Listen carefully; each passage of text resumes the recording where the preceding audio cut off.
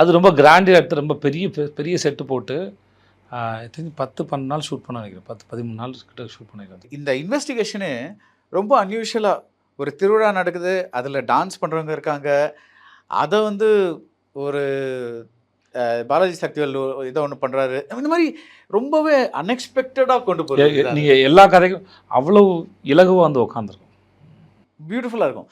So Manikandan கிட்ட பேசும்போது அவர் ஒரு சொன்னார், இந்த படத்தில் நான் இது மட்டும் ஆக்ஷனே பண்ணதில்லை, ஆனால் இந்த படத்தில் தான் அவர் ரொம்ப எலாபரேட்டாக ஒரு பெரிய ஆக்ஷன் சீக்வன்ஸ் பண்ணியிருக்கேன்.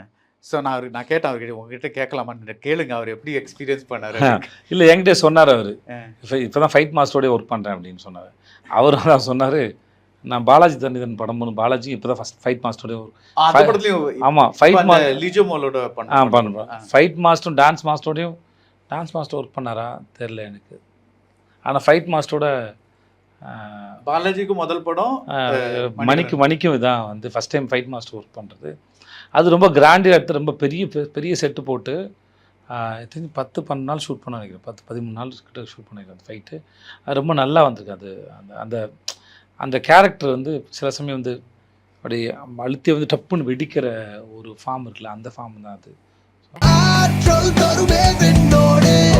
60 வருட நம்பிக்கை.